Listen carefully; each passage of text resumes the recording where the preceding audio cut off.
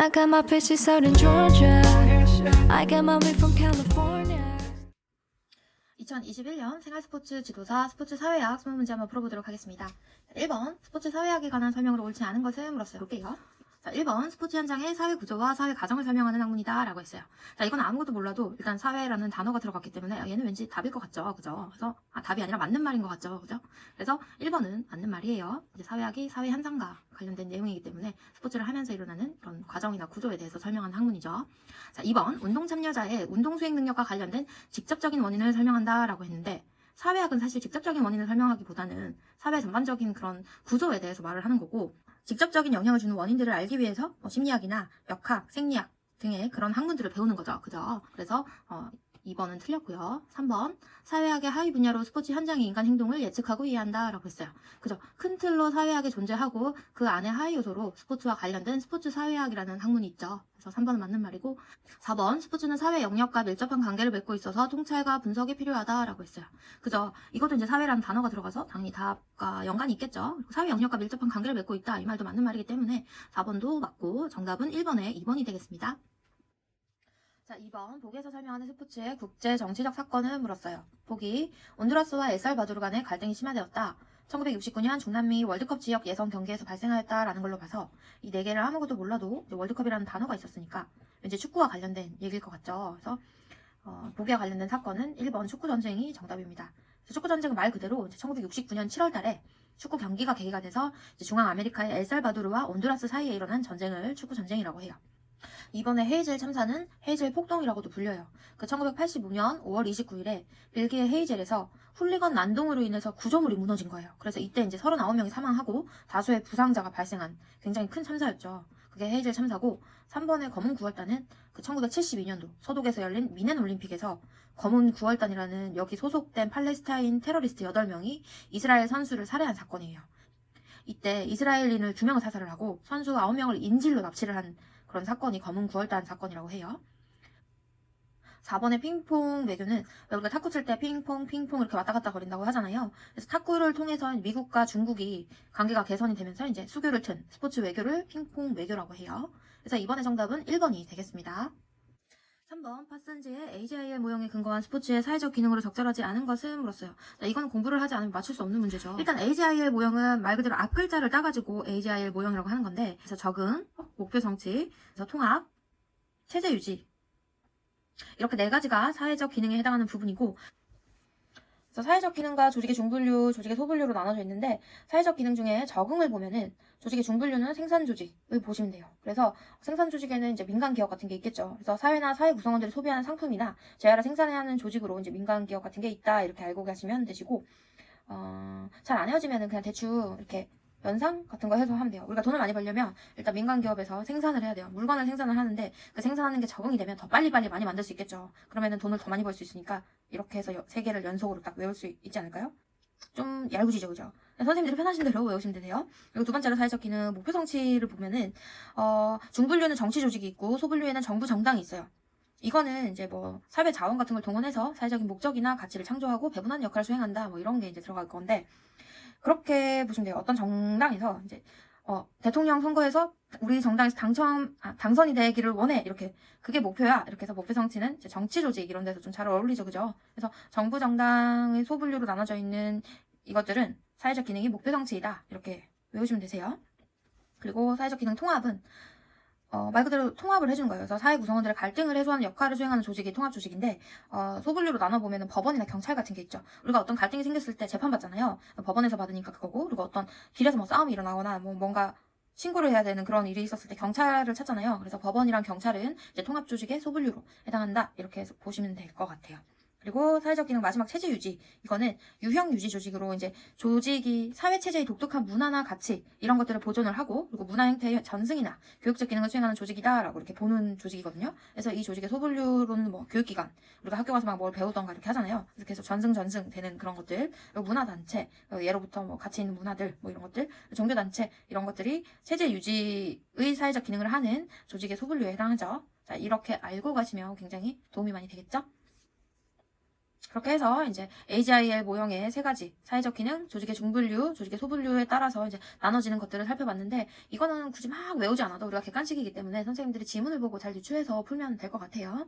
그래서 3번에 사회적 기능으로 적절하지 않은 것은 물었잖아요. 일단 A가 적응, 뭐 G가 목표 성취, I가 통합, L이 체제 유지였잖아요. 그래서 적응, 통합, 목표 성취는 있는데 상업주의는 아니죠. 그래서 3번의 정답은 4번이 되겠습니다. 4번 훌리안이 제시한 정부가 스포츠에 개입한 목적에 해당하지 않는 것을 물었어요. 자, 정부가 스포츠에 개입 원인에는 7가지가 있어요. 국사, 국정지 이렇게 해서. 그래서 국민 건강 증진과 여가 기회 제공, 그리고 사회 질서 유지 및 보호, 국가 및 지역사회의 경제 촉진, 사회 통합, 그리고 국가 권위 향상, 정부나 정치가에 대한 지지 확보, 지배 이데올로기에 부합하는 가치 및 성향의 강조 이렇게가 있어요. 그래서 국민 건강 증진과 체력 향상 및 여가 기회 제공 여기를 살펴보면은 스포츠 활동 참여하는 거는 이제 국민의 체력을 유지시키거나 향상을 해주잖아요. 그래서 그 향상된 체력으로 인해서 건강이 유지되고 그 좋은 건강은 결국 의료비 감소까지 이렇게 연결이 된다는 거죠. 그래서 이거를 위해서 정치가 스포츠에 개입을 한다 이렇게 보면 돼요. 그리고 사회 질서 유지 및 보호 이걸 보면은 그 시설과 이용자들 간의 갈등을 제도나 뭐 규칙 같은 걸 통해서 해소를 하고 언제 어디서나 자유롭고 안전하게 이용할 수 있도록 안전을 보장하기 위해서 개입을 한다 이렇게 보고요. 3번 국가 및 지역사회의 경제 촉진을 살펴보면은 예를 들면은 우리 지역의 월드컵을 위해서 이제 월드컵 경기장을 만든다던가 아니면 야구장을 만들었어요. 그러면은 그거를 보러 오는 사람들로 인해서 지역사회 경제가 촉진되고 그리고 우리나라에 그런 시설들을 설치해 놓음으로 해서 우리가 개최국이 될 수도 있고 그래서 경제를 촉진할 수 있다. 이런 예시가 나오겠죠. 4번의 사회통합 같은 경우에는 스포츠를 통해서 이제 국민의 정체감을 형성하거나 국민을 하나로 결합시키기 위해서 정부가 스포츠에 개입한다라고 보면 돼요. 5번째 국위선양 같은 경우에는 스포츠를 통해서 이거를 이제 정치적으로 이용을 하는 거예요. 우리나라 선수가 세계대회에 나가서 1등을 했을 때 그럴 때 우리나라 위상도 높아지는 거잖아요. 그래서 그걸 이용하기 위해서 스포츠에 개입을 한다라고 보는 거죠. 그리고 정부나 정치가에 대한 지지 확보 이런 거는 각종 스포츠 활동을 해당 정당이나 아니면은 뭐 나라에서 지원을 함으로써 국민들의 지지를 얻는 거죠. 또 뭐 중요한 대회 같은 거 있을 때 참석을 해준다거나 이런 예시가 나오면 정부와 정치가에 대한 지지 확보 이게 정답이죠. 마지막으로 지배 이데올로기에 부합하는 가치 및 성향의 강조 이거는 정부가 지금 지향하고 있는 그런 정치 성향 같은 것들을 대중들에게 강화시키는 수단으로 스포츠에 개입을 하죠. 그래서 4번에 문제를 한번 풀어보도록 하겠습니다. 개입한 목적에 해당하지 않는 것은 물었어요.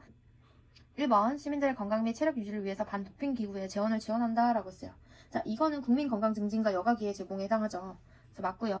2번 스포츠 현장에서 인종차별을 해소하기 위해서 타이틀9 법안을 제정했다 라고 했어요.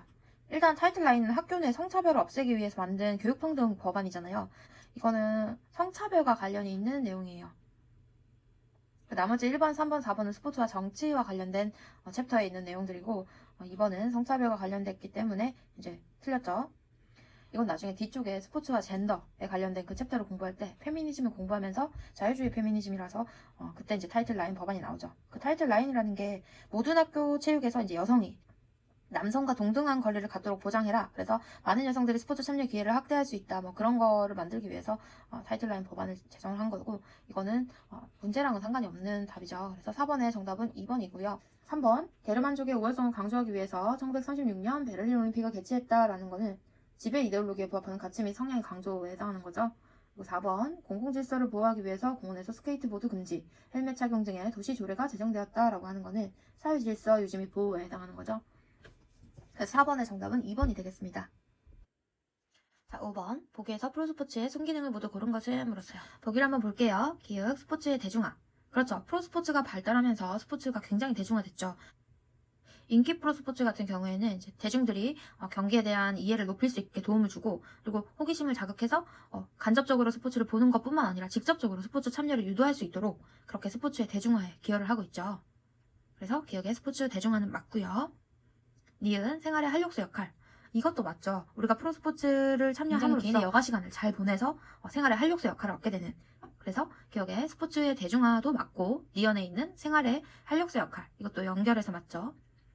그리고 디귿 지역사회 연대감 증대를 보시면 대다수의 프로스포츠 팀이 특정 지역을 연고지로 하고 있잖아요. 그래서 그 지역을 대표하는 팀이 있기 때문에 그 해당 지역 주민들이 서로 이제 공동체 의식이 생기고 그리고 지역 경제가 활성화되고 지역사회 발전까지 이렇게 연결이 되죠. 그래서 지역사회 연대감 증대는 이제 프로스포츠 팀으로 인해서 생길 수 있으니까 맞는 말이고, 리을 아마추어 스포츠의 활성화라고 되어 있는데 이것도 맞는 말이죠. 그 프로스포츠를 보면서 이제 아마추어 선수가 내가 미래에 나도 저기 팀에 있는 선수처럼 저렇게 돈을 많이 벌 수 있겠지, 저렇게 굉장히 명예롭게 될 수 있겠지, 이렇게 선수의 사기 역량에 도움을 주는 그런 기능을 하고 있죠. 그래서 아마추어 스포츠를 활성화시키는 역할을 한다. 이것도 맞습니다. 그래서 5번에 프로스포츠 순기능으로 적절한 것은 기역, 니은, 디귿, 리을 다 포함되는 4번이 정답이 되겠습니다.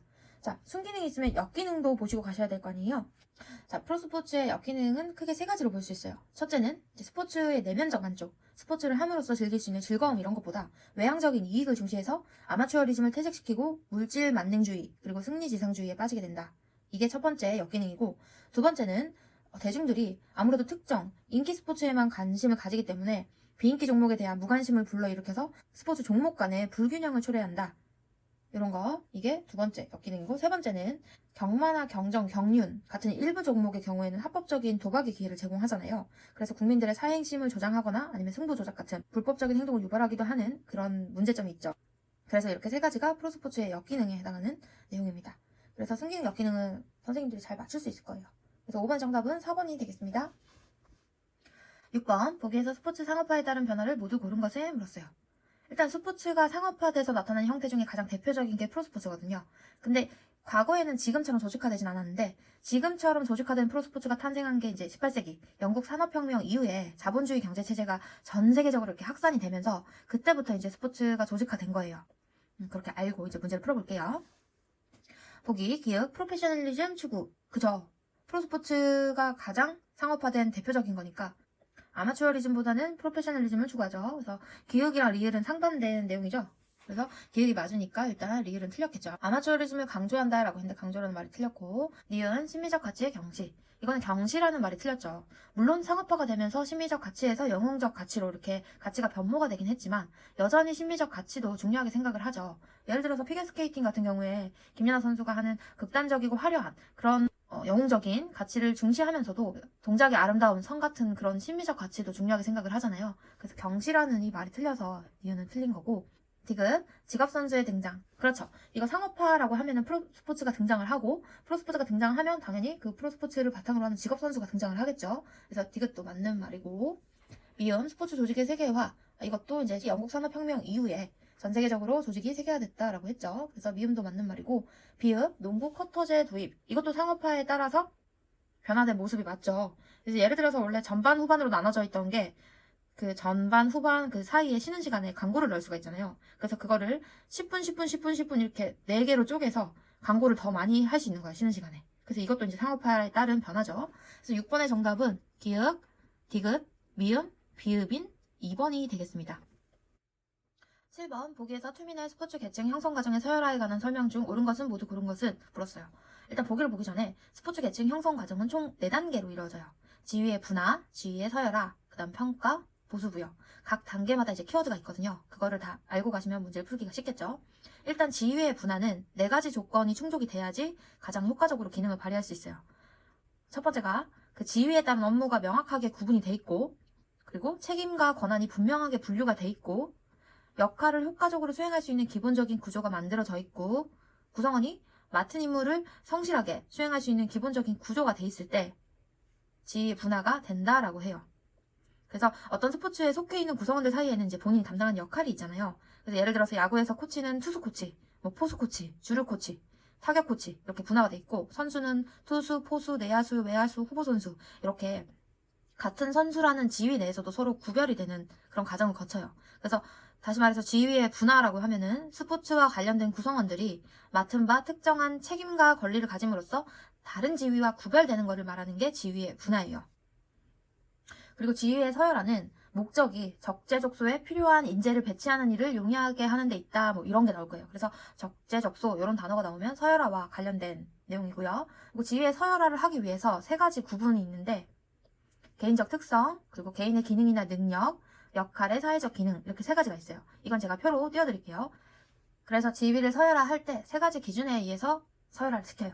그게 첫 번째가 개인적 특성, 두 번째가 개인의 기능이나 능력, 세 번째가 역할의 사회적 기능인데요. 첫 번째 개인적 특성은 내가 어떤 특정 역할을 효과적으로 수행하기 위한 조건이에요. 그래서 그 역할을 담당하기 위해서 개인이 지녀야 할 지식이나 체력, 그런 것과 같은 개인적 특성에 의해서 서열이 형성된다. 이렇게 보시면 되시고, 여기는 키워드가 뭐 특성, 뭐 체력 이런 식으로 나오겠죠. 개인이 지닌 체력, 지식 뭐 이런 식으로 나오겠죠. 그리고 두 번째 개인의 기능이나 능력, 이거는 어떤 역할을 효율적으로 수행하기 위해서 필요한 조건이에요.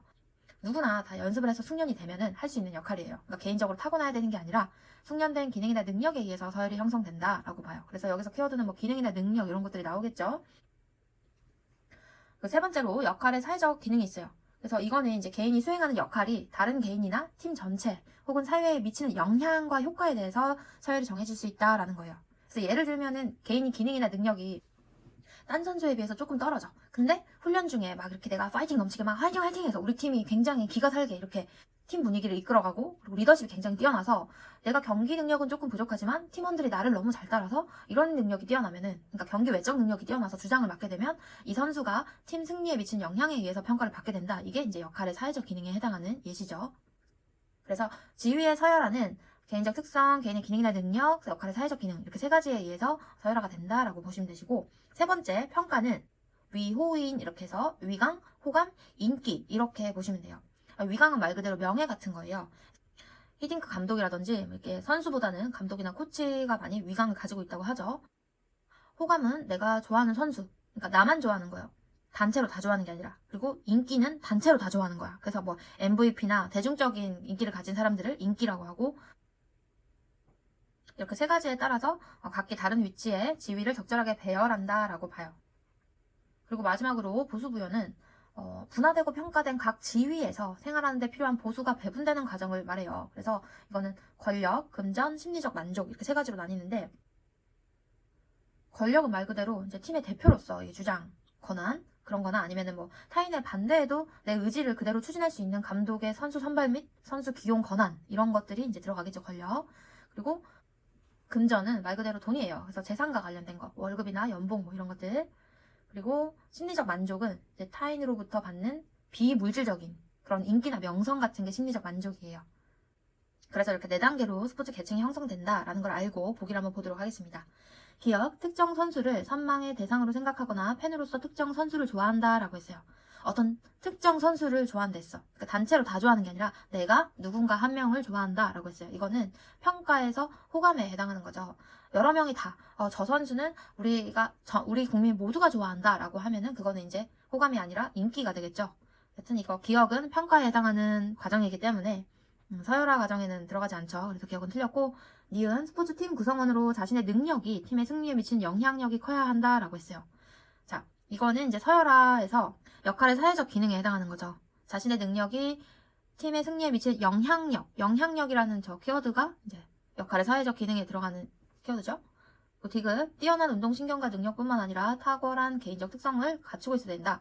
개인적 특성을 갖추고 있어야 된대요. 이거는 이제 서열화의 그 세 가지 기준 중에 개인적 특성에 관한 기능이고, 그리고 리을, 특정 스포츠 영역에서 요구되는 운동 기술이 특출한 기량을 발휘해야 한다라고 했어요. 이것도 서열화 과정 속에서 이제 개인의 기능이나 능력과 관련된 내용이죠. 그래서 서열화에 관한 과정을 말한 거는 니은, 디귿, 리을인 4번이 정답이 되겠습니다.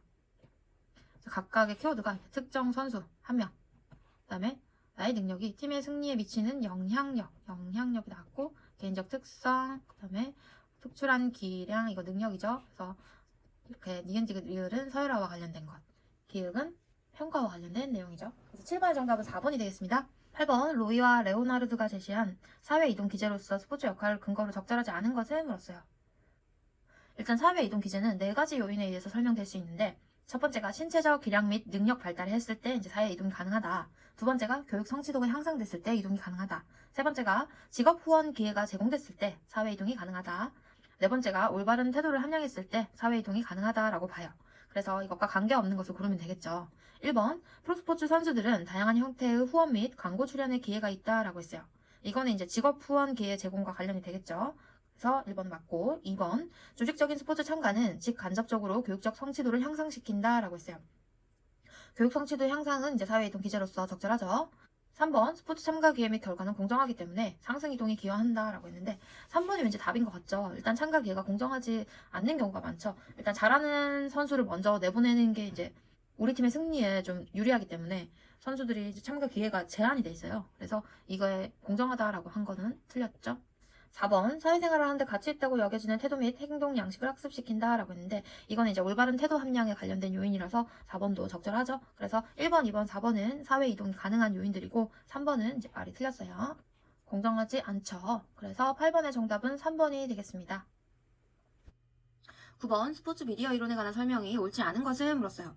일단 미디어 이론이라고 하면은 대중 전달 이론이라고도 하는데요. 이 이론에는 총 4가지가 있어요. 첫 번째 개인차 이론, 두 번째 사회 범주 이론, 세 번째 사회 관계 이론, 네 번째 문화 규범 이론 이렇게 있고 각각 이론을 한번 살펴보도록 할게요.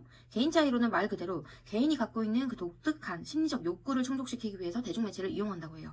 그래서 그 개인이 갖고 있는 욕구는 사람마다 다 다를 거 아니에요. 근데 그거를 큰 틀로 4가지를 봐요. 4가지 중에 첫 번째가 인지적 욕구, 두 번째가 정의적 욕구, 세 번째가 도피적 욕구, 네 번째가 통합적 욕구예요.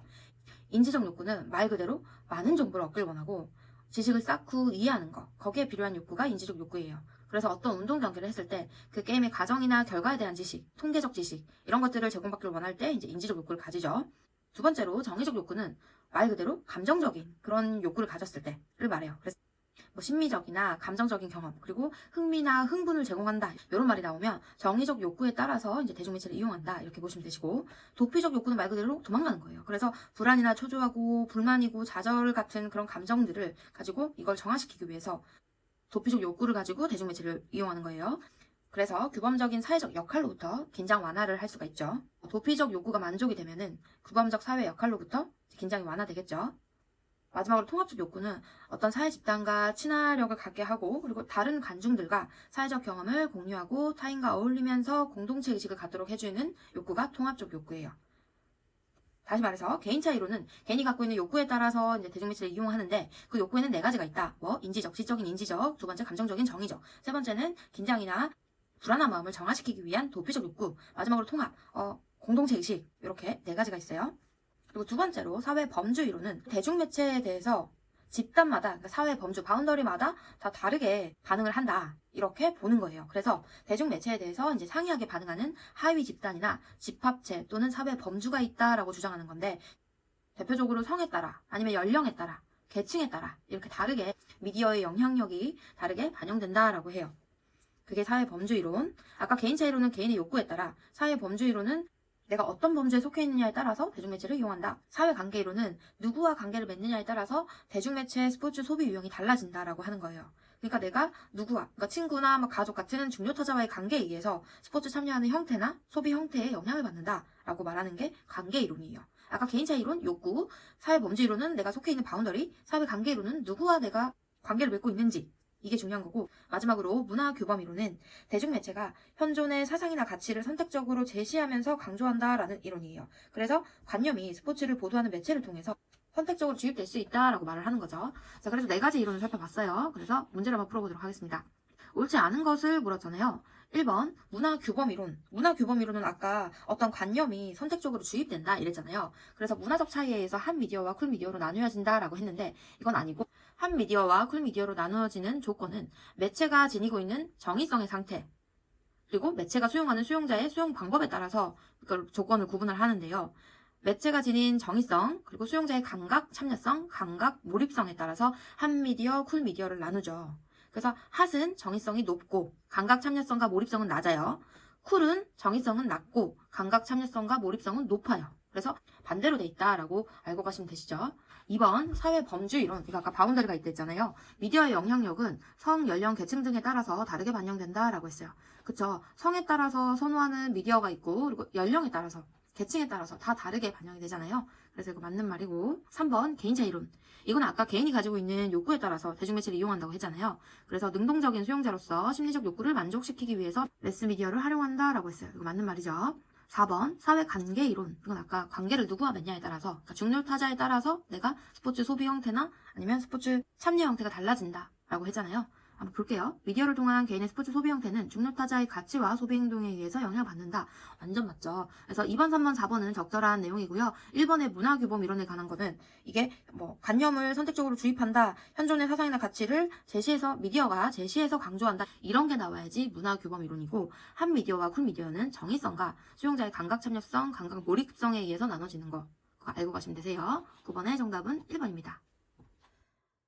10번 보기의 기획 리을에 해당하는 머튼의 아노미 이론에서 제시한 일탈 행동 유형이 바르게 연결된 것을 물었어요. 일단 아노미라고 하면은 무규범 상태를 말하는데, 이게 규범이 없다라는 말이 아니라 다양하고 양립 불가능한 규범이 동시에 작용하기 때문에 개인이 모순이나 갈등에 놓인 상태를 아노미라고 해요.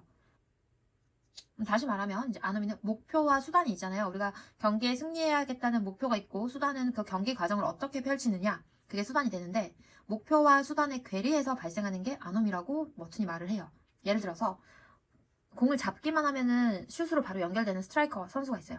그러면은 이제 그 선수는 이제 공을 못 잡게 해야 되잖아요. 근데 그 선수가 마침 우리 팀이 아니라 상대 팀인데, 그 선수가 공을 잡았어. 근데 우리 팀 감독이 나한테 저 선수 뒤에 가서 백태클을 해서 저 선수의 다리를 뿌려버려라, 이렇게 주문을 해요. 그럼 내가 우리 팀이 당연히 이기고 싶으니까 그 승리라는 실익과 내가 선수로서 그래도 규범을 지켜야 되는 그 윤리, 이 두 가지 가치가 양립을 하기 때문에 그때 이제 아노미가 발생을 하는 거예요. 스포츠에서 목표는 승리를 의미를 하고, 수단이라고 하면 이제 승리를 쟁취하기 위해서 노력이나 규칙, 준수 이런 것들을 말을 하잖아요.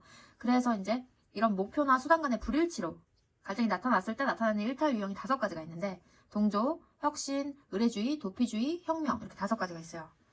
목표와 수단과의 괴리에 의해서 발생하는 게 아노미잖아요.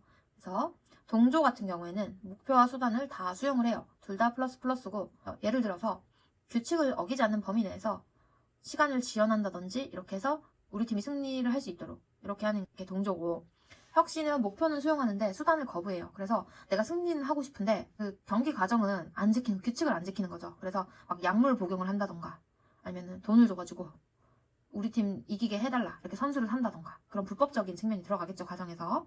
그럴 때 이제 혁신이라고 하고, 의례주의는 올림픽 정신과 관련된 거예요. 그래서 참가의 의의를 주겠다, 이런 거. 그래서 목표, 꼭 승리를 하지 않아도 되니까 목표는 거부하고 수단은 수용하는 거. 그러니까 규칙을 잘 지키는, 이게 의례주의고, 도피는 목표도 거부하고 수단도 거부하는 거예요. 그래서 중단해. 그리고 혁명은 목표를 거부하거나 수용하거나 둘 다 하고, 수단도 거부하거나 수용하거나 다 해요. 그래서 말 그대로 혁명. 새롭게 스포츠를 발전시킬 수 있는 그런 행동을 하는 게 혁명이에요. 이렇게 5가지가 일탈 행동 유형이에요. 자, 보기를 한번 볼게요. 기획. 벤 존스는 불법 약물 복용으로 올림픽 금메달을 박탈당했다라고 했어요. 일단 목표는 금메달 따는 건데 금메달 땄나 봐요. 근데 과정이 불법 약물 복용을 해서 과정을 수용하지 않았네요. 과정을 거부한 걸로 봐서 목표는 수용하고 과정은 거부했다. 이거는 이제 혁신에 해당하는 거겠죠? 혁신이 1번, 3번 있겠네요. 니은, 승리에 대한 집념보다는 규칙을 지키며 최선을 다해 경기에 참여한다라고 했어요. 일단 목표는 승리인데 승리가 꼭 필요하지 않으니까 승리를 거부했어요. 그리고 과정은 잘 지켰대. 과정은 수용을 했어요. 이거는 이제 의례주의와 관련된, 올림픽 정신과 관련된 거죠. 그래서 니은은 의례주의. 답은 벌써 나왔지만 마저 보겠습니다. 디귿, 스스로의 실력의 한계를 느끼고 운동부에서 탈퇴한다 라고 했어요. 스포츠 참가를 중단하거나 포기를 한 거죠. 그래서 이거는 도피했다, 이렇게 해서 도피주의. 리을, 학생 선수의 학습권을 보장하기 위해서 최저학력제를 도입하였다 라고 했어요.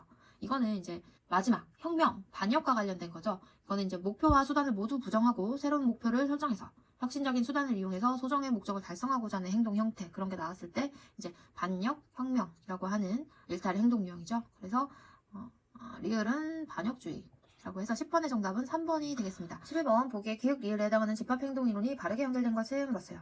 일단 집합행동 이론에 대해서 먼저 공부를 하고 문제를 풀어볼게요. 집합행동 이론은 첫 번째 전염 이론, 두 번째 수렴 이론, 세 번째 규범 생성 이론, 네 번째 부가가치 이론, 이렇게 4가지가 있어요. 그래서 전염 이론은 말 그대로 전염이 되는 거야. 그러니까 내가 혼자 있을 때는 이성적인 사고가 가능한 합리적인 존재인데, 어떤 집단에 들어가 있으면은 나는 합리적인데 옆 사람의 영향을 받아서 비이성적으로 변한다라고 하는 게 전염 이론이지. 그러니까 전염된다, 이렇게 하는 게 전염 이론이에요. 그래서 개인의 사고나 감정이 군중 속에서 영향을 받아서 개인적 정체성을 상실하게 된다, 이렇게 하면 이제 전염 이론. 그리고 수렴 이론은 내가 숨겨놓던 그런 내 자아가, 나의 실제 자아가 사회적인 익명성이 있는 상황에서 감정적 행동으로 표출된다라고 하는 거예요. 앞에 있는 전염 이론과 수렴 이론이 다른 거는, 전염 이론은 나는 그렇지 않은 사람인데 분위기에 휩쓸려서 나의 정체성을 상실하는 거. 근데 수렴이론은 난 원래 그런 사람인데 사회적인 그런 눈 때문에 숨기고 살다가 익명성이 보장되는 그런 상황에서는 그 나의 원래 모습이 나온다는 거예요. 그게 수렴이론. 그리고 규범생성 이론은 내가 개인적인 특성과 군중과의 차이에 따른 이질성을 인정을 해요. 그래서 군중과 개인은 별개이기 때문에 이제 동일한 대상으로 보지 않는 거예요. 그래서 다 같이 모여있을 때 그 군중 행동을 하는 거를 인정을 하면서도 그 군중 속에 존재하고 있는 나의 독특한 성격, 그리고 개인들의 이 이성적인 판단과 사고를 할 수 있다. 그렇게 주장을 하는 거예요. 그러니까 다시 말해서 군집 상태에 있어도 개인의 특수성은 가지고 있대. 그 장소 교유의 규범이 생성됨에 따라서 동조 압력에 의해서 내가 집단 행동을 한다라고 보는 게 규범 생성 이론이에요. 마지막으로 부가가치 이론은 어떤 집합 행동이 일어나기 위해서는 요인이나 조건 같은 것들이 순차적으로 조합을 이루어야지, 그러니까 단계적인 절차를 밟아야지 집합 행동이 발생한다. 이렇게 말을 하는 거예요. 그래서 이렇게 크게 4가지 이론이 있었죠. 전염이론, 수렴이론, 규범 생성이론, 부가가치 이론 이렇게 4가지가 있는데 각 이론마다 이제 키워드 같은 게 있겠죠. 전염이론에서는 집합 행동을 일으키는 사회 심리적 메커니즘 요소를 3가지로 봤어요. 피암시성, 그리고 모방과 전염, 그리고 순환적 반작용 이렇게 3가지가 있고 키워드가 뭐 피암시성, 모방과 전염, 순환적 반작용 이런 게 나오면은 전염 이론과 관련된 거겠죠. 일단 피암시성은 이제 개인이 다른 사람의 행동에 보다 민감해지고 쉽게 영향을 받게 되면 결과적으로 비정상적인 행동을 일으키도록 하는 데 있어서 촉매작용을 하는 심리 상태를 피암시성이라고 해요. 그리고 모방과 전염은 먼저 행동한 다른 사람의 행동을 모방하려는 경향, 성향 이런 거를 말하고 순환적 반작용은 한 사람의 행동이 다른 사람의 행동에 대해서 자극과 반응으로서 기능하는 상호작용적 사회 과정을 순환적 반작용이라고 해요. 그래서 이 3가지 메커니즘 요소가 나오면 전염이론이다. 전염이론 뭐다? 나는 원래 그렇지 않은 사람인데 군중 속에 같이 있다 보니까 옆 사람한테 전염이 됐다. 그래서 나도 모르게 난 되게 얌전한 사람인데 경기를 보면서 경기장에서 막 사람들이 소리쳐요. 나도 같이 거기서 소리를 치고 있는 거야. 그런 분위기상 휩쓸려서 하는 게 전염이론이에요. 그리고 수렴이론은 키워드가 2개가 나와요. 몰 개성화 그리고 익명성 이렇게 나와요. 익명성은 말 그대로 내가 누군지 모르는 그 나의 존재가 숨겨져 있는 상태고, 몰 개성화는 집단 내에서 이제 자기 자신이 독립적인 개인으로서 생각하지 않게 만드는 거예요. 그래서 그 집단 속에 있을 때 내 특성이나 개성을 읽고 획일화된다 이렇게 하는 게 몰 개성화예요. 그래서 익명성과 몰 개성화라는 키워드가 나오면 수렴 이론과 관련된 거예요. 이거는 내가 원래 갖고 있던 성향을 꽁꽁 잘 숨기고 있다가 집단에 들어가 있을 때, 어떤 군중 속에서 있을 때 익명성과 몰 개성화가 보장이 됐을 때 나의 그 원래 갖고 있던 성향이 팍 분출이 된다. 그거가 이제 수렴 이론이죠. 그리고 규범 생성 이론에는 이제 개인적인 특성은 변하지 않지만 집단에 있을 때 나는 그 집단에 동조하게 된다. 이렇게 보는 거예요.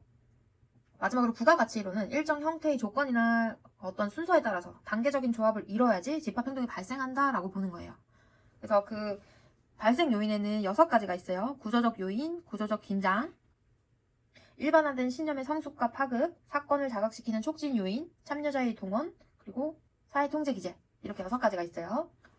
이게 이제 순차적으로 발생이 됐을 때 집합 행동이 발생한다라고 보겠죠. 그래서 문제를 한번 풀어보도록 하겠습니다. 보기, 기역, 군중은 피암시성 순환적 반작용에 의해서 폭력적 집단 행동이 나타난다라고 했어요. 일단 피암시성 순환적 반작용 이거는 전염 이론에 들어가는 집합 행동을 일으키는 메커니즘이죠. 그래서 기역은 전염 이론과 관련이 있고요. 니은 군중들의 반사회적 성향이 익명성, 몰 개성화에 의해서 집합 행동으로 나타난다라고 했어요. 자, 키워드 익명성, 몰 개성화 다 들어갔죠. 이거는 이제 수렴 이론과 관련된 거니까 니은의 정답은 수렴 이론. 디귿 특정 사회적 상황에서 공유 의식은 구성원의 감정과 정숙 정도, 수용성 등에 영향을 준다라고 했어요. 개인적인 특성을 잃지 않되 그 사회적인 상황에서 그 집단적인 그런 행동은 동조 압력에 의해서 한다라고 하는 거죠. 그래서 이거는 규범 생성 이론과 관련이 되는 거고, 리을 선행적인 사회 구조적 문화적 요인으로 인한 단계적인 절차는 집합 행동을 생성 발전 및 소멸시킨다라고 했어요. 이것도 이제 단계적인 절차가 나왔기 때문에 부가가치 이론과 관련이 된 거죠. 그래서 11번의 정답은 1번이 되겠습니다. 자, 12번 한번 볼게요. 보기는 코클리가 제시한 일탈적 과잉동조를 유발하는 스포츠 윤리규범의 유형과 특징에 관한 설명이다. 기획 디귿에 들어갈 내용이 바르게 연결된 것을 과잉동조를 유발하는 스포츠 윤리규범에는 4가지가 있어요. 인내규범, 도전규범, 구분짓기 규범, 몰입규범 이렇게 4가지가 있어요. 자, 인내는 말 그대로 참고 견뎌야 돼. 그래서 위험이나 고난이 있어도 잘 참고 견뎌야 돼요. 도전은 한계를 수용하지 않는 데서, 그래서 장애물을 극복하고 뭔가를 되게 극복을 하고 역경을 헤쳐나가서 두려움이나 부상의 고통, 압박감 이런 거에서 벗어나야 되는, 이겨내야 되는 거를 강조를 해요. 그래서 그 두 개가 다르죠. 그리고 구분짓기 규범은 말 그대로 얘랑 나랑 구분이 돼야 돼요. 나는 쟤보다 탁월하기 때문에 난 쟤보다 뛰어나. 이렇게 구분이 돼야 돼요. 그래서 여기서 키워드는 탁월성 이런 것들이 나오겠죠. 그래서 구분짓기 규범은 운동선수는 탁월성을 위해서 노력을 해야 된다. 그래서 운동선수가 우수한 성과를 위해서 노력해야 함을 강조하는 윤리 규범이 구분짓기 규범이에요. 그래서 구분짓기 규범은 딴 선수랑 나랑 차별이 있다, 차별성이 있다. 그러니까 내가 쟤보다 잘하니까 나를 뽑아라. 이렇게 해서 탁월함을 강조하는 그런 거가 키워드로 들어가겠죠. 마지막으로 몰입 규범은 경기에 몰입을 하는 거예요. 그래서 몰입을 해서 완전 헌신한다는 거죠. 그래서 운동선수는 다른 무엇보다도 경기에 헌신해야 된다라는 스포츠 윤리가 몰입 규범이에요. 그래서 이 규범은 운동선수가 경기를 사랑하고 그리고 자신의 삶에서 가장 높은 우선순위를 경기에 두어야 함을 강조를 하겠죠. 그래서 다시 한번 정리를 하면 인내 규범은 위험과 고난, 고통 이런 게 키워드로 나오고 도전 규범은 성공, 한계를 수용하지 않는다, 장애물을 극복한다 이런 것들이 나오겠죠. 그리고 구분짓기 규범은 차별성, 탁월성 이런 것들이 나오고 몰입 규범은 헌신, 우선순위 이런 게 키워드가 됩니다. 선생님들은 지문만 잘 봐도 문제를 잘 맞출 수 있겠죠? 일단 문제를 한번 풀어보도록 하겠습니다. 자, 기억. 운동선수는 위험을 받아들이고 고통 속에서도 경기에 참여해야 한다라고 했어요. 아까 위험이랑 고통이 들어가면 뭐라고 했어요? 이거를 잘 참고 참여를 하는 거죠. 그래서 인내를 잘 해야 된다. 그래서 기억은 인내 규범과 관련이 있겠네요. 그리고 니은, 운동선수는 장애물을 극복하고 역경을 헤쳐나가는 노력을 해야 한다라고 했어요. 자, 극복하고 역경을 헤쳐나가고 성공을 추구하기 위해서 어떤 한계도 수용하지 않는 이거는 도전 규범과 관련이 있겠죠. 그래서 도전 규범과 관련이 있고 디귿, 운동선수는 경기에 헌신해야 되면 몰입 규범과 관련이 있겠죠. 그래서 삶에서 우선순위에 두어야 한다. 이거는 몰입 규범과 관련이 있고 마지막으로 구분짓기 규범은 이제 차별성, 탁월함, 나랑 너랑 구분되니까 내가 더 잘해. 이렇게. 그래서 기억, 니은, 디귿은 3번이 정답이겠네요. 그래서 12번의 정답은 3번이 되겠습니다. 자, 13번 보기에서 매기와 소덴이 제시한 스포츠의 노동 위주 유형은 물었어요. 자, 일단 보기를 보기에 앞서서 제가 표를 하나 띄워드릴게요. 표를 보시면 매기와 소덴이 2002년도에 말을 한 스포츠 노동 2주의 유형인데요. 총 5가지가 있죠. 종류가 개척자형, 용병형, 유목민형, 정착민형, 귀향민형 이렇게 5가지가 있어요. 그래서 보기를 한번 볼게요. 종목의 특성으로 인해서 국가 간 이동이 발생한다라고 했어요. 일단 이동을 한다는 걸로 봐서 정착민형은 아닐 것 같고 그리고 귀향민은 다시 돌아오는 거니까 아닌 것 같고 1번과 3번 중에 답이 있겠네요. 그죠? 그래서 두 번째 보기를 보시면 개인의 취향에 따라 선택하는 경우도 발생한다 라고 했어요. 그리고 흥미로운 장소를 돌면서 스포츠를 즐기는 유형이다 라고 했어요. 이거는 이제 제가 띄워놓은 표에 따르면 유목민형과 관련이 있겠죠. 유목민이 가축 방목을 위해서 이제 목초지를 막 찾아다니면서 이동생활을 하는 그런 민족을 유목민이라고 하잖아요. 그래서 거처가 정착이 불분명하고 정착되지 않았다는 거죠. 그리고 필요에 따라서 이제 이주를 하는. 그래서 보기와 관련된 내용은 유목민형입니다. 그래서 정답은 1번이 되겠습니다. 14번 보기에서 설명하는 스포츠 일탈 이론의 관점은 물었어요. 자, 스포츠 일탈의 사회학적 이론에는 크게 3가지가 있어요. 구조기능주의 관점, 갈등론적 관점, 상징적 상호작용론적 관점 이렇게 있고 구조기능주의 관점에서의 일탈은 사회 구조가 결함이 있었기 때문에 이런 일탈이 발생한다 이렇게 봐요. 그래서 대표적인 구조기능주의 관점의 일탈 이론은 아노미 이론이 있어요. 스포츠 현상에서의 아노미는 목표와 수단과의 괴리로 인해서 발생하는 게 아노미라고 해요. 그래서 이게 대표적인 구조기능주의 관점에서 보는 일탈 이론인 아노미 이론에 해당하는 거고요. 두 번째로 갈등론적 관점에서 일탈 이론을 보면은 경제적인 갈등이나 인종적인 갈등, 그리고 젠더 갈등 이런 것들이 많이 나타나죠. 그래서 이런 것과 관련된 게 나오면 갈등론적 관점에 해당하는 일탈 이론이고요. 마지막으로 상징적 상호작용론적 관점에는 크게 2가지 이론이 있어요. 차별교제 이론이랑 낙인 이론이 있어요. 차별교제 이론에 따르면 이제 누구와 어떤 사람들과 상호작용하느냐에 따라서 일탈을 하는지 안 하는지 이런 게 나타나요. 그래서 차별교제 이론하면 대표적인 키워드가 금묵자흑 이런 말이 있어요. 까마귀 노는 곳에 백노야 가지 마라 이런 말이 있잖아요. 그래서 금묵자흑 같은 이런 거 먹을 가까이 하면 이제 자기도 모르게 검어진다 이런 거. 그래서 누구랑 상호작용하느냐에 따라서 이제 주위 환경에 따라서 사람도 변할 수 있다 이런 말을 하는 게 차별교제 이론이에요. 그래서 좋은 사람이랑 만나면 일탈을 저지르지 않고 좋은 행동을 하고 나쁜 친구들과 어울리면은 이제 나쁜 행동을 학습하게 되기 때문에 그런 예시가 나오면 차별교제 이론과 관련이 있겠죠. 차별교제 이론 관점에서 이제 스포츠를 보면은 내가 스포츠를 참가했을 때 그 참가한 스포츠 팀이 있잖아요. 그래서 그 팀들이 공유하는 스포츠 집단 문화를 내가 이제 사회화를 하게 되잖아요. 그 집단에 있으면서. 근데 그게 이제 좋은 문화가 형성돼 있으면 나한테 긍정적으로 작용을 하지만 폐쇄적이고 폭력적인 그런 분위기를 띠고 있으면 나도 모르게 그런 집단적 폭력 같은 행동을 할 수도 있단 말이에요. 그래서 이런 지문들이 나오면 차별규제 이론이랑 관련이 있는 내용입니다. 그리고 다음으로 낙인 이론은 말 그대로 낙인을 찍는 거예요. 누가? 국가가 아니고 이건 상징적 상호작용 논점이기 때문에 미시적인 관점으로 보는 거잖아요. 그래서 자기와 상호작용하는 사람들이 낙인을 찍었을 때 그때 일탈을 한다라고 보는 거죠. 그래서 그 낙인 이론에 따르면은 어떤 행동도 원래부터 일탈이었던 건 없어요. 누군가가 낙인을 찍어야지 그게 이제 일탈로 보는 거거든요. 그래서 동일한 행위도 이제 상황에 따라서 일탈로 규정이 되거나 그렇지 않을 경우가 있단 말이에요. 예를 들면은 우리가 지금 그냥 현실에서 사람을 죽이면은 그건 살인이잖아요. 그래서 명백히 재해에 해당하는데 전쟁터 같은 데서 이제 상대편을 죽였을 때는 그게 재해에 해당하지 않고 그냥 뭐 당연한 행동으로 보잖아요. 그래서 상황에 따라 일탈로 규정되거나 그렇지 않을 수도 있는 게 낙인 이론이에요. 낙인 이론에 따르면 이제 어떤 사람이 일탈자가 되는 이유는 찍히기 때문이에요. 그래서 너는 지금 굉장히 잘못된 행동을 했어. 이렇게 사람들이 딱 단정을 지었을 때 이제 그 사람은 일탈자라고 이렇게 보게 되잖아요. 그래서 이런 관점으로 이제 지문이 설명이 돼 있으면은 낙인 이론과 관련된 지문이겠죠. 그래서 다시 한번 큰 틀로 구조기능주의 관점, 갈등론적 관점, 상징적 상호작용론적 관점 이렇게 세 가지가 있는데 이거는 스포츠 사회학 이론의 세부적인 내용들이잖아요. 그래서 크게 한 번 더 정리를 하고 갈게요. 거시적은 거인 이렇게 하면 되게 크잖아요. 그래서 거시적은 되게 크게 보는 거예요. 숲을 보는 거죠. 숲과 나무가 있으면 숲을 보는 게 거시적으로 보는 거예요. 그래서 그 거시적으로 보는 학문에는 구조 기능주의 그리고 갈등론 이렇게 두 개가 있어요.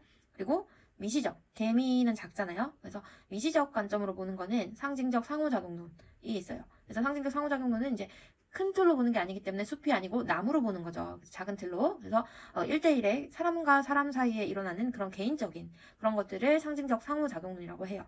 그래서 기능론이라고 하면은 보통 안정이나 합의, 질서 이런 것들을 강조를 하고 그리고 사회가 하나로 통합 이런 것들이 키워드로 나와요. 그리고 갈등론은 빈부격차, 경제적인 갈등, 대립가, 갈등 이런 키워드가 많이 나올 거예요. 그리고 상징적 상호작용론은 사회 구조적인 측면보다는 개개인의 상황 정의를 더 강조를 하겠죠. 비판론은 그 갈등론이랑 비슷하긴 한데 갈등론에서 조금 더 플러스 돼 있어요. 갈등론이 경제적인 측면에 조금 더 초점이 맞춰져 있다고 보면은 비판론은 문화나 거기다가 문화나 이데올로기 같은 게 더 포함이 돼 있으면 경제, 문화, 이데올로기 이렇게 더 포함이 돼 있으면 비판론적 관점에서 보는 거예요. 그래서 14번 문제를 한번 드디어 풀어보도록 하겠습니다. 자, 보기에서 설명하는 스포츠 일탈 이론의 관점은 이렇게 물었어요. 그래서 보기에서 동일한 행위도 상황에 따라 일탈로 규정되거나 그렇지 않을 수 있다라고 했어요. 나라에서 정해놓은 게 아니라 어떤 상황에 따라 유동적으로 바뀌는가 봐요. 그죠? 경기장에도 다양한 일탈 행동으로 낙인 찍힌 선수들이 있다라고 했어요. 낙인이란 단어가 나오는 순간 상징적 상호작용론적 관점에 있는 낙인 이론 에 들어가는 내용들이죠. 그래서 동일한 행위가 아까 전쟁터 말을 했죠. 일반 사회에서 사람을 죽이면 죄가 되지만 전쟁터에서 사람을 죽이는 행위는 죄가 되지 않는다. 이렇게 해서 상황에 따라 일탈로 규정이 되거나 그렇지 않을 수 있다는 낙인 이론과 관련된 내용들이고 그래서 정답은 14번의 3번 상징적 상호작용론적 관점이 되겠습니다. 15번 보기의 기획디귿에 해당하는 스포츠 사회화 과정이 바르게 연결된 것을 물었어요. 자, 스포츠 사회화 과정은 스포츠로의 사회화, 스포츠를 통한 사회화, 재사회화, 탈사회화 이렇게 네 가지가 있어요. 스포츠로의 사회화는 어떻게 스포츠로 들어갔는지, 어떻게 스포츠를 참여하게 됐는지 그 참여하는 과정 그 자체를 전제로 하는 게 스포츠로의 사회화에서 제일 첫 번째 등장을 하겠죠. 그리고 두 번째 스포츠를 통한 사회화는 내가 스포츠를 참여함으로써 나타나는 결과, 참여의 결과나 참여의 성과 이런 것들을 스포츠를 통해서 배웠다라고 하니까 스포츠를 통한 사회화에서 알 수 있게 돼요. 그래서 스포츠 활동 경험을 통해서 어떤 가치나 태도 및 행동 양식을 습득하는 과정 이런 게 나오면 스포츠를 통한 사회화와 관련이 있고요. 재사회화는 내가 다시 참가하는 거예요. 스포츠를 재참가하는 건데 예를 들어서 테니스 선수였다가 테니스 지도자로 다시 참여를 하거나 선수에서 지도자로 스포츠를 참여하는 역할이 바뀌었잖아요. 이런 것도 제 사회화에 들어가고 아니면은 내가 신수지 선수처럼 체조를 하다가 나중에 볼링으로 바꿔요. 그래서 새로운 종목으로 바꾸는 것도 스포츠 재사회화라고 해요. 그리고 탈사회화는 탈출했다는 거예요. 그 스포츠를 중단했어요. 내가 어떤 스포츠를 하다가 부상을 당했어. 그래서 더 이상 그 스포츠를 이어갈 수 없을 때 그때 이제 스포츠를 중단하면서 탈사회화했다 이렇게 하거든요. 그래서 이렇게 네 가지 과정이 있다는 거 알고 가정에서 중요한 점을 한 번씩 짚어보고 가도록 하겠습니다. 스포츠 로에 사회화는 그 사회화되는 과정에 3요소가 있어요. 내가 그 스포츠를 어떻게 참여하는가, 그게 이제 사회화되는 과정 3가지 요소에 의해서 되는데, 그 첫 번째가 개인적 특성. 내가 어떤 성향을 가지냐에 따라서 그 성향에 따라서 이제 자기가 어떤 스포츠에 참여를 스스로 하는 거예요. 내가 만약에 도복을 입는 게 너무 멋있고 그리고 맨몸으로 하는 운동이 너무 좋아. 그래서 태권도나 뭐 합기도나 이런 격투 스포츠를 참가하는 거, 스스로 본인이 좋아하는 거를 참여한 거니까 개인적 특성에 의해서 사회화되었다 이렇게 보면 되고, 두 번째 중요 타자는 가동학지대. 그래서 가족, 동료 또래죠. 또래 친구들, 가동학, 학교, 지역사회, 대중매체, 이렇게 5가지의 중요 타자에 의해서 스포츠를 참여하게 돼요. 예를 들어서 가족이 다 테니스를 너무 좋아해. 그럼 나는 어렸을 때부터 테니스장 가는 게 당연시되고, 나도 모르게 이제 테니스를 배우게 되겠죠. 가족의 영향에 의해서. 그리고 내가 제일 친한 친구가 수영을 다녀요. 그럼 나도 엄마한테, 엄마 나도 누구 따라서 수영 갈래? 이렇게 해서 수영을 따라가는 거예요. 그러면 동료나 또래 집단, 친구로 인해서 이제 스포츠에 참여하게 되는 거죠. 그리고 가동학, 학교에서 이제 체육 시간에 어떤 스포츠를 접하게 됨으로써 이 스포츠가 재밌어서 이제 참여할 수도 있겠죠. 그리고 지역사회, 우리 지역에는 굉장히 큰 야구장이 있어요. 야구장을 맨날 주말마다 개방을 해줘요. 우리 가족들이나 지역 주민들이 그 야구장을 더 쉽게 이용할 수 있으니까 야구에 대해서 좀 더 좋은 그런 생각을 가지고 참여할 수 있겠죠. 그리고 지역사회, 대중매체에서 올림픽 같은 경기를 보면은 이렇게 컬링 같은 거, 이렇게 우리가 쉽게 잘 알지 못하는 올림픽 스포츠를 딱 보면서 되게 멋있다, 나도 배우고 싶다 이렇게 해서 대중매체를 통해서 배우게 되는 경우, 그렇게 5가지의 경우가 가족, 동료, 학교, 지역사회, 대중매체, 이 5가지 중요 타자에 의해서 스포츠로 참여할 수 있는 거. 마지막으로 사회적 상황. 그래서 우리 사회가 지금 처해져 있는 그런 환경에 따라서 스포츠로 참가할 수 있다 이렇게 보시면 되겠죠. 그래서 개인적 특성, 중요 타자는 주요 타자라고도 해요. 그리고 사회적 상황, 사회화 상황에 의해서 스포츠로 참여한다 이렇게 보시면 되시고, 스포츠를 통한 사회화는 무조건 어떤 스포츠에 참가함으로써 내가 결과로서 아니면 성과로서 나타나는 사회화 모습을 보였을 때 스포츠 통한 사회화라고 한다 이렇게 보시면 돼요. 그리고 재사회는 말 그대로 스포츠를 재참가하는 거, 탈사회화는 스포츠를 중단하는 거, 이 정도만 알고 이제 문제를 한번 풀어보도록 할게요. 기읍, 테니스 지도자가 되어 초등학교에서 테니스를 가르치게 되었다라고 했어요. 자, 이건 앞에 다른 문장이 조금 더 붙어주면 더 좋겠죠. 테니스 선수였다가 진로를 바꿔서 테니스 지도자가 되어 초등학교에서 테니스를 가르치게 되었다라고 하면 선수에서 지도자로 이렇게 역할이 바뀌었기 때문에 이거는 재사회화라고 하죠. 스포츠 재사회화. 그럼 답이 1번이랑 4번 중에 하나겠네요. 자, 니은 부모님의 권유로 테니스를 배우게 되었다. 가족의 권유로 테니스를 배우게 됐어요. 스포츠로에 입문을 하게 됐어요. 이거는 이제 중요 타자에 해당하는 가족이죠. 부모님. 그래서 스포츠로 어떻게 참여하게 됐는가? 거기 들어가는 스포츠로의 사회화와 관련이 있습니다. 그래서 스포츠로의 사회화가 니은에 들어갈 정답이고요. 디귿. 테니스 참여를 통해서 뭐를 통해서 결과로서 사회성, 준법 정신이 강한 선수가 되었다라고 했어요. 어떤 스포츠를 참여함으로 해서 얻게 되는 결과 그리고 성과, 그런 게 이제 멋진 사회성과 준법 정신을 갖게 됐네요. 그죠? 그래서 뭐를 통해서 얻게 된 결과니까 스포츠를 통한 사회화와 관련이 있습니다. 그래서 15번의 정답은 4번이 될 거고요. 마지막으로 스포츠 탈사회화는 아까 탈출한다, 중단한다, 그만둔다 이런 게 있어야 되잖아요. 무릎 인대 손상으로 테니스 선수 생활을 그만두었다라고 했어요. 자, 그만둔 거는 이제 중단을 했다는 거니까 스포츠 탈사회화와 관련이 있습니다. 그래서 15번의 정답은 4번이 되겠습니다. 16번 보기에서 신자유주의 시대 스포츠 세계화의 특징에 해당하는 것으로만 묶인 것을 물었어요. 자, 일단 신자유주의 시대 하면은 국가의 시장 개입을 비판을 하잖아요. 그래서 민간이 자유로운 경제활동을 할 수 있도록 그렇게 하는 게 신자유주의 시대인데, 세계화라고 하면은 시장이 말 그대로 되게 넓어졌겠죠. 그죠? 보기를 한번 볼게요. 기읍, 스포츠 시장의 경계가 국경을 초월해 전 세계로 확대되었다라고 했어요. 그렇죠. 세계화는 말 그대로 국경이 허물어지는 거죠. 그래서 국경을 초월해 전 세계로 확대되었다라는 기억은 맞습니다. 니은, 프로스포츠의 이윤 극대화로 인해서 빈익빈 부익부 현상이 해소되었다라고 했어요. 자, 해소됐다고 하면은 왠지 이거 답일 것 같죠, 그죠? 일단 빈익빈 부익부 현상은 해소되지 않고 굉장히 양극화가 심화됐어요. 그래서 이 양극화 문제가 신자유주의 시대의 스포츠 세계화의 문제점으로 굉장히 제기되고 있는데요. 예를 들어서 되게 유명한 선수들, 그러니까 손흥민 선수가 있는 그런 팀이라던가 아니면 유럽 리그 같은 거, 그런 것들은 이제 간중수뿐만 아니라 뭐 중계권료, 스폰서십 이런 걸로 되게 엄청난 수익을 얻잖아요. 근데 반면 이런 경쟁에서 뒤처진 팀이나 리그 같은 경우에는 경제적인 문제를 겪으면서 되게 선수 영입하는 데도 문제가 있고 리그 운영하는 데도 되게 악순환이 계속되면서 간중에 외면을 받고 있는 그런 문제점이 발생하고 있거든요. 그래서 빈익빈 부익부 이 현상은 양극화 문제는 절대 심화되면 더 심화돼 해소되지 않았어요. 그래서 니은은 해소가 아니라 심화되었다 이렇게 하면 맞겠죠. 그래서 해소되었다라고 돼 있기 때문에 니은은 틀렸고, 디귿 세계인들에게 표준화된 스포츠 상품과 스포츠 문화를 소비하게 만들었다라고 했어요. 스포츠 세계화의 특징이 표준화, 획일화 이런 거예요. 그래서 디귿의 문장은 맞는 말입니다. 4번 리을 각 나라의 전통 스포츠가 전 세계로 보급되어 새로운 스포츠 시장을 개척할 수 있게 되었다라고 했어요. 자, 이거는 틀렸죠. 전통 스포츠가 세계화되려면 굉장히 힘들어요. 일단 세계화되면서 표준화 획일화 됐다고 했잖아요. 그래서 표준화 획일화로 인해서 전통적인 신체 문화나 뭐 전통 스포츠 이런 것들이 몰락을 했어요. 그래서 뭐 예를 들어 보면 씨름 같은 경우 IMF 이전에는 굉장히 부흥하고 명성이 엄청났잖아요. 강호동이나 뭐 이만기 이런 선수들이 있었을 그 시절 때만 해도 굉장히 씨름이 진짜 엄청난 인기 스포츠였거든요. 근데 IMF 이후에 이제 경쟁력이 상실되면서 과거만큼의 그런 입지를 찾지는 못하고 있잖아요. 그래서 그 씨름 선수들이 비슷한 뭐 이종격 투기 이런 걸로 종목을 변경하거나 뭐 이런 경우가 많았잖아요. 자, 일단 씨름에서 이종격 투기로 변경을 하면 아까 앞에서 배웠죠. 스포츠 제4회화예요, 이거는. 그래서 뭐 이런 경우가 있죠. 근데 이거 혹시 강의 듣는 선생님 중에 씨름하시는 선생님도 계실 거 아니에요? 그래서 이걸 제가 그냥 하는 말이 아니고 스포츠 사회학 책에 예시로 적혀 있었기 때문에 그냥 예를 들어준 거고, 전 씨름 사랑합니다. 여튼 그래서 16번의 정답은 기읍, 디귿 해서 2번이 되겠습니다. 7번 보기의 기역, 니은에 해당하는 용어가 바르게 연결된 것을 물었어요.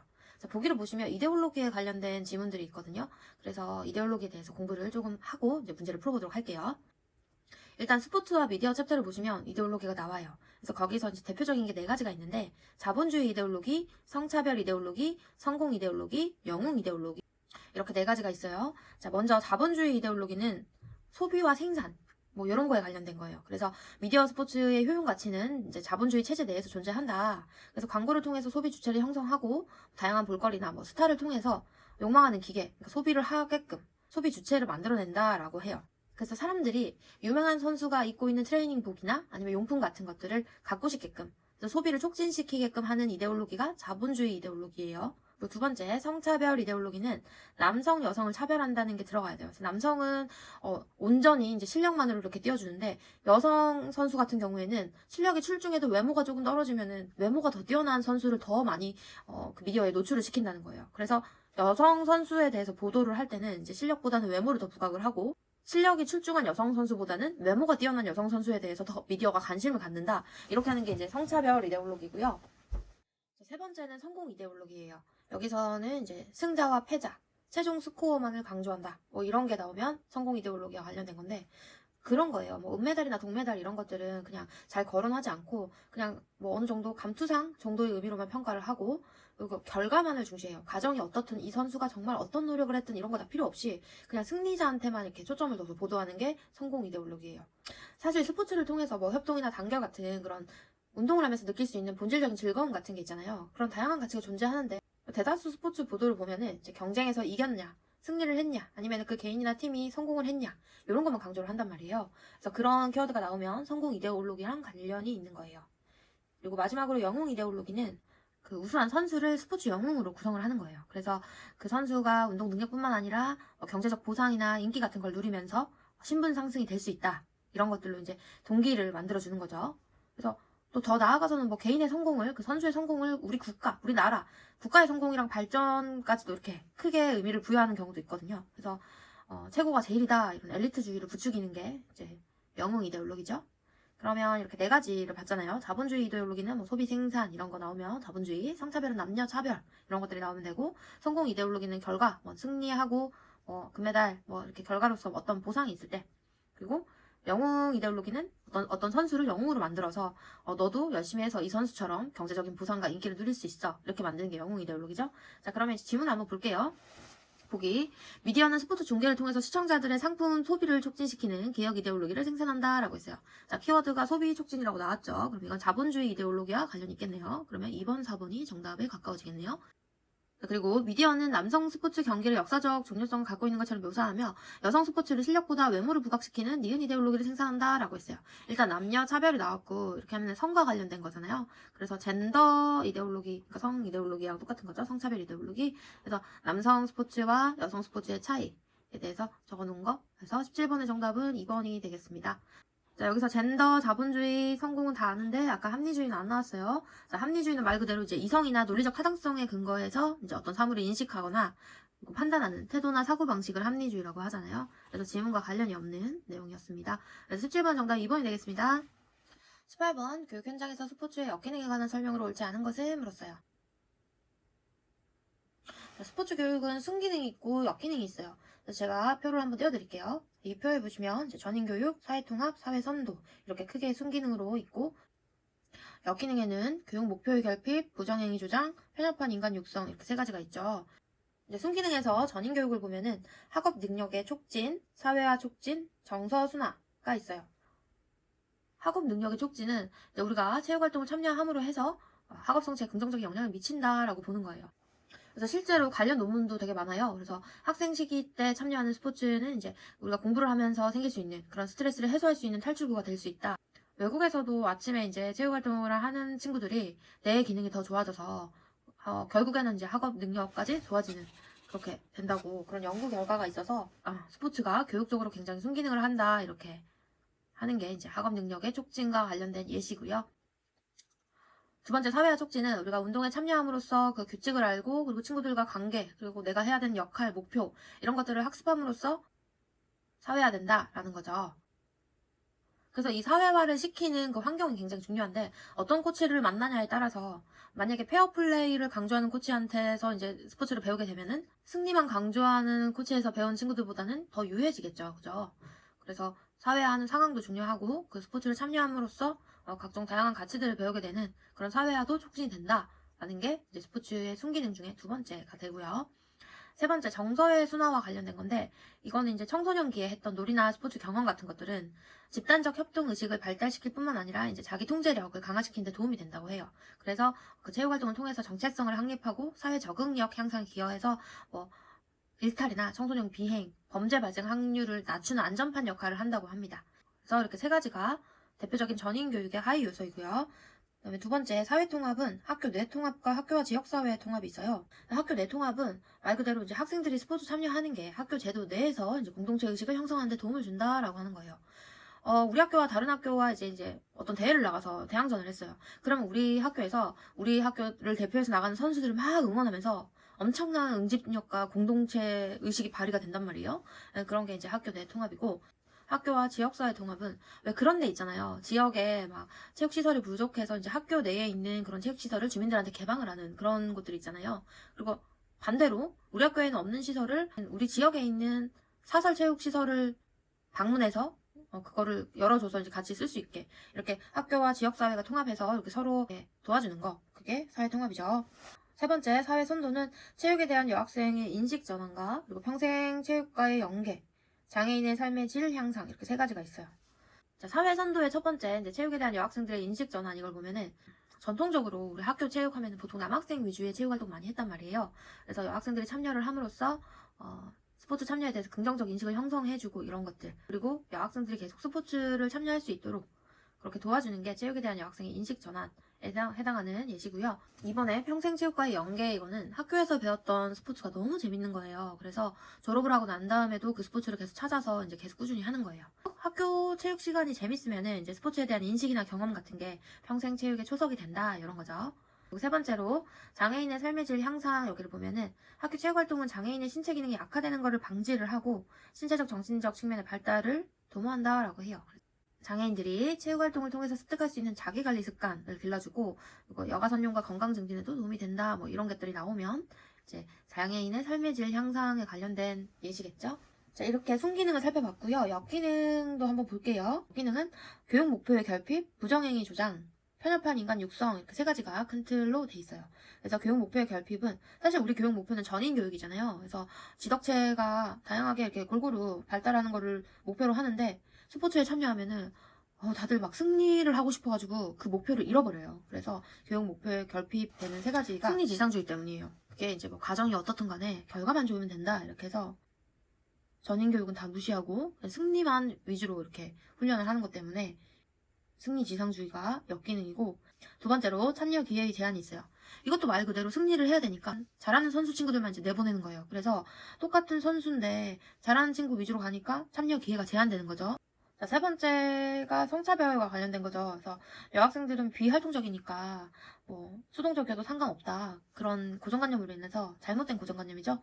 이걸로 인해서 이제 여학생들의 체육활동 증진에는 좀 굉장히 소극적으로 이렇게 태도를 나타내고, 그리고 또 더 심각한 거는 여학생 스스로도 정당화시키는 경향이 있어서 남학생 위주의 체육활동이 많이 이루어지죠. 그래서 교육 목표의 결핍에는 이렇게 세 가지: 승리 지상주의, 참여 기회의 제한, 성차별, 이게 세 가지가 다 연결돼 있죠. 그죠? 승리를 위해서니까 잘하는 선수 위주로 나가야 되니까 참여 기회가 제한되고, 그러다 보니까 또 잘한다고 생각하는 남자 위주로 이제 체육활동을 구성하다 보니까 성차별이 나타날 수밖에 없고, 이렇게 교육 목표가 결핍된 게 역기능의 첫 번째 요소고요. 두 번째, 부정행위가 조장돼요. 그래서 스포츠 상업화, 위선과 착취, 일탈 조장, 이렇게 세 가지가 일어나게 돼요. 일단 스포츠가 상업화가 되면은 승리에 대해서 이제 뭐 경제적이나 아니면 상징적 보상으로 학교에 재정적인 이익을 가져다 주니까 스포츠의 본질적인 가치는 훼손이 되는 거예요. 그래서 교육 목표 성취에는 관심이 없고 우리 학교의 명성과 금전적 이윤, 이런 것만 목표로 하기 때문에 부정행위가 나타난다는 거죠. 두 번째, 위선과 착취.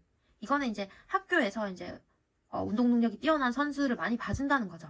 그래서 네가 학교 수업 시간, 필수로 들어야 되는 수업 시간을 안 들어도 우리가 너한테 장학금이랑 뭐 그런 학업 유지를 해줄 테니까 너는 대회 나가서 상을 타와라, 이렇게 하는 거죠. 그래서 이런 편법을 관행적으로 사용하기 때문에 이런 게 문제가 되고, 그리고 또 일부 학교의 경우에는 이제 학생 선수들이 상급 학교 지나갈 때 코치나 감독님들이 이제 금품을 수수하거나 학생 선수 선발에 있어서 부정행위를 저지르기도 하죠. 이런 게 이제 위선과 착취에 들어가는 역기능이죠.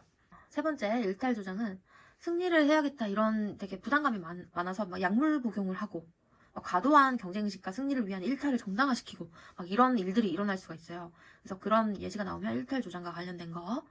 세 번째, 편협한 인간 육성에서 독재적 지도자와 비인간적 훈련, 이렇게 두 가지가 있어요. 그래서 지도자가 독재적일 때는 이제 학생 선수들이 이제 개인적이나 사회적으로 발달할 때 되게 좀 도움이 안 되겠죠, 그죠? 그리고 비인간적 훈련은 뭐 지속적으로 체벌을 한다던가, 아니면은 훈련받는 환경을 공포 분위기를 조성해서 무섭게 한다던가, 아니면 내가 다쳐서 지금 움직일 수 없는데 부상 선수한테 훈련을 강요한다던가, 과도한 부하를 준다던가, 이런 것들이 들어가면 비인간적 훈련에 해당하겠죠. 그래서 순기능과 역기능에 대해서 살펴봤고요. 18번의 문제 한번 풀어보도록 하겠습니다.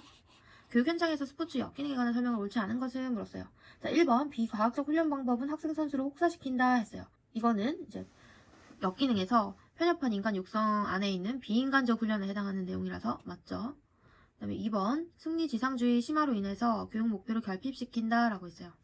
자, 이것도 교육 목표 결핍 내 승리 지상주의와 해당하는 내용 맞죠.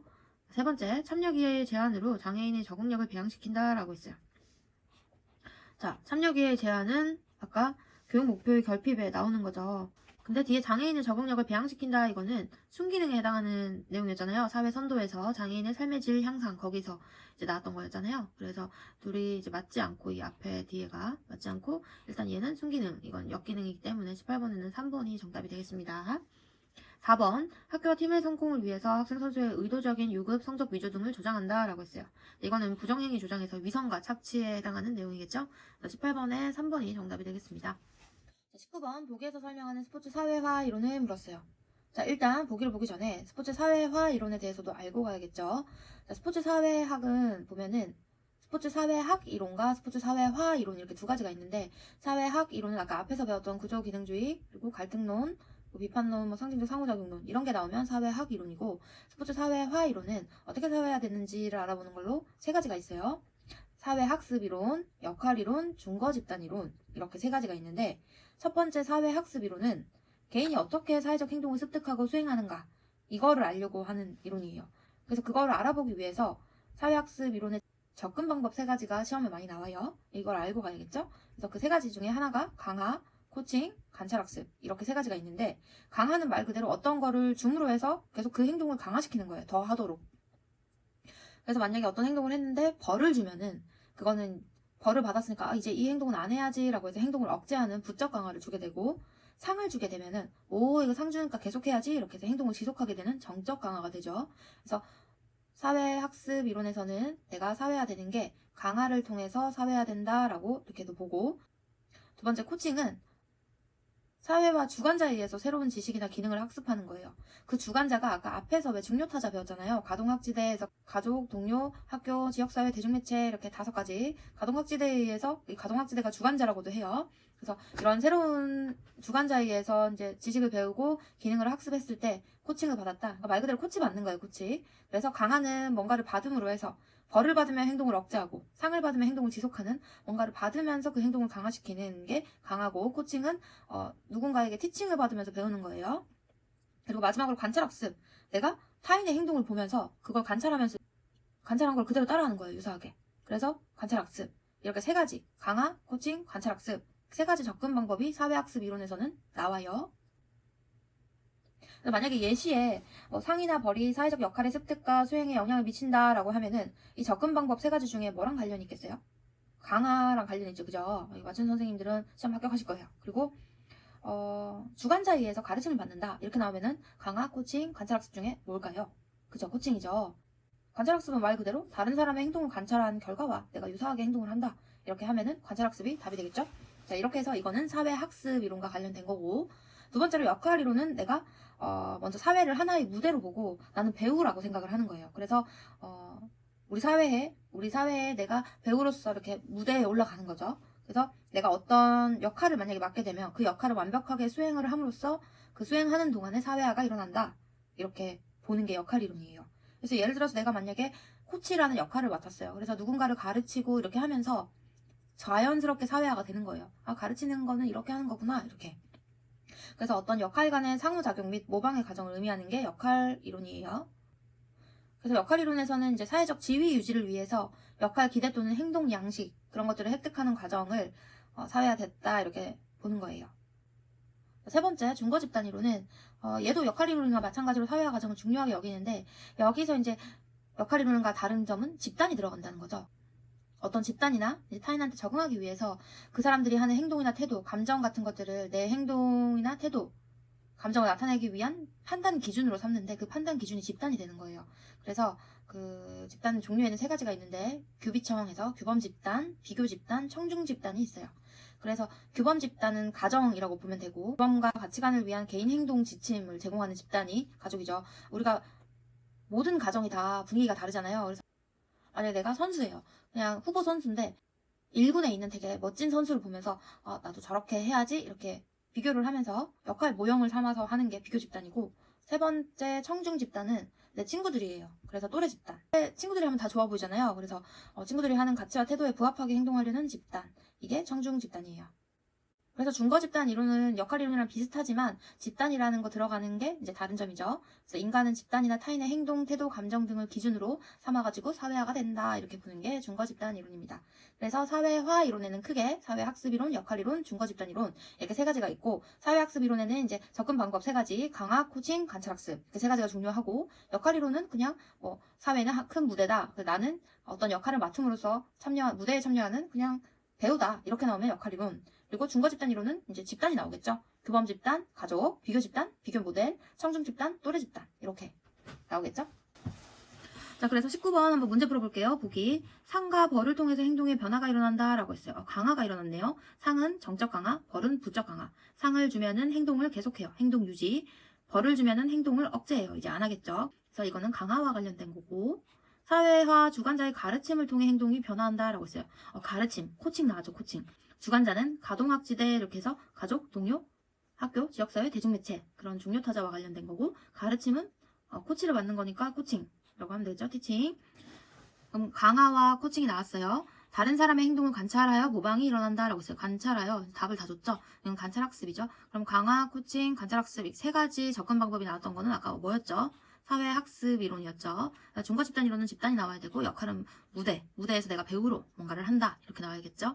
4번의 문화규범 이론은 그 대중매체의 본질적 기능을 설명하는 이론이에요. 이거는. 그래서 대중매체는 주어진 어떤 상황에 대해서 어떻게 정의를 내리고 그 정의에 따라 행동 지침이 어떻게 돼서 인간의 규범을 형성함으로써 사람들의 행동 양식에 영향을 미친다 이런 내용이 나오면 문화규범 이론이에요.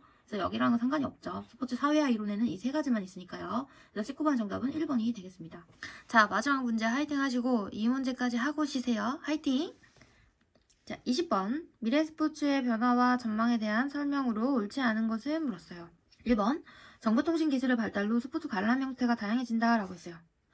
그죠. 우리가 기술이 발달하면서 직접 가서 관람을 안 해도 TV나 인터넷이나 이런 걸 다양한 매체를 통해서 스포츠를 관람할 수 있게 됐잖아요. 그래서 1번은 맞는 말이고 2번 기술 도핑은 스포츠의 공정성을 훼손한다 라고 했어요. 그죠. 도핑을 하는 것 자체가 일단 공정성에서 어긋나는 거죠. 2번 맞는 거고 3번 다양한 신소재의 개발은 스포츠의 용품 및 장비 개발에 활용된다 라고 했어요. 자, 이것도 맞는 말이죠. 우리가 뭐 펜싱이나 아니면은 뭐 수영복 같은 그런 용품들도 좀 더 가볍고 좀 더 정확하게 이렇게 소재가 개발이 되면은 그런데 활용을 할 수 있겠죠. 그래서 3번도 맞고 4번 통신 및 전자매체의 발달로 스포츠에서 미디어의 영향력이 감소된다 라고 하는데 일단 요거 발달을 했는데 영향력이 감소되는 것 자체가 모순이죠. 그리고 정답은 4번이 되겠습니다. 미디어 영향력은 감소되는 게 아니라 증가되겠죠. 증가된다고 해야 되고 20번 문제는 공부를 안 해도 맞출 수 있는 개꿀 문제. 그래서 이런 문제가 많으면 변별력이 없어지겠죠. 그죠? 그래서 나머지 앞에서 이제 이론은 모르면 맞출 수 없는 그런 다양한 문제들이 나왔기 때문에 이런 문제가 그래도 하나씩 있어야지 기분 좋죠. 그죠? 자, 이렇게 20번 문제까지 다 풀어봤고요. 제가 공부를 안 하다가 저도 선생님들처럼 이렇게 벼락치기를 하고 있단 말이에요. 그래서 오타나 이런 게 있을 수가 있는데 오류가 있으면 선생님들이 발견해서 꼭 댓글로 적어주셔야 제가 공지에 띄워가지고 다른 선생님도 보게 하니까 같이 이렇게 수정해가면서 공부하도록 해요. 그리고 올해 시험 잘 준비하셔서 꼭 합격하세요. 화이팅!